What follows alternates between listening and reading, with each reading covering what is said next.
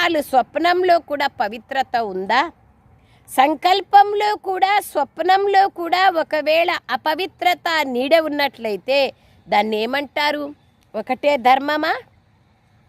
పవిత్రత సంపూర్ణంగా ఉన్నట్లా?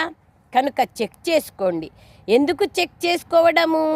సమయం చాలా వేగంగా వెళ్తోంది, కానీ ఒకవేళ స్వయం చాలా నెమ్మదిగా వెళ్తుంటే గమ్యానికి చేరుకోలేరు కదా.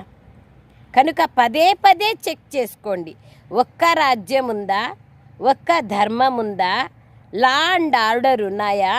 లేదా మాయ తన ఆర్డర్ నడిపిస్తోందా?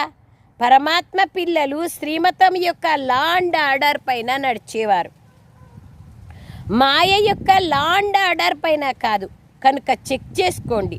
అందరి భవిష్య సంస్కారాలు ఇప్పుడు కనిపించాలి. అందరి భవిష్య సంస్కారాలు ఇప్పుడు కనిపించాలి. ఎందుకంటే సంస్కారాలను ఇప్పుడే నింపుకోవాలి.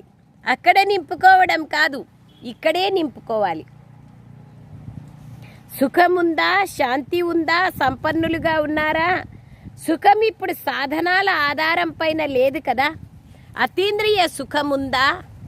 చూడండి బాబా ఎన్ని ప్రశ్నలు వేస్తున్నారు. ఈ ప్రశ్నలకి ఇంటర్నల్గా ఉత్తరం చెప్పాలి. సాధనాల ఆధారంగా సుఖం లేదు కదా.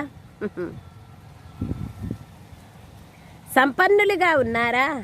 సుఖం ఇప్పుడు సాధనాల ఆధారంపై లేదు కదా. అతీంద్రియ సుఖం ఉందా? సాధనాలు ఇంద్రియాలకు ఆధారం. అతీంద్రియ సుఖము సాధనాల ఆధారం పైన ఉండదు. అఖండ శాంతి ఉందా? ఖండితమైతే అవ్వదు కదా. ఎందుకంటే సత్యుగ రాజ్యం యొక్క మహిమ ఏమిటి? అఖండమైన శాంతి సంపన్నత ఉందా? సంపత్తి వలన ఏమవుతుంది? సంపన్నత కలుగుతుంది. సంపత్తి వలన సంపన్నత ఉంటుంది. సర్వ సంపత్తులు ఉన్నాయా? బాబా యొక్క సంపత్తులు, అవినాశి సంపత్తులు సర్వము ఉన్నాయా? గుణాలు, శక్తులు, జ్ఞానము ఇవి సంపత్తులు. దానికి గుర్తేమిటి? ఒకవేళ నేను సంపత్తిలో సంపన్నంగా ఉన్నానంటే అందుకు గుర్తు సంతుష్టత. సర్వప్రాప్తులకు ఆధారం సంతుష్టత. అసంతుష్టత అప్రాప్తికి సాధనం.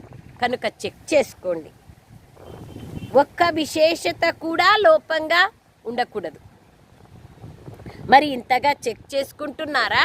బాబా చూడండి, ఒక్క గుణము కూడా తక్కువగా ఉండకూడదు. అంత స్వయంని పరిశీలన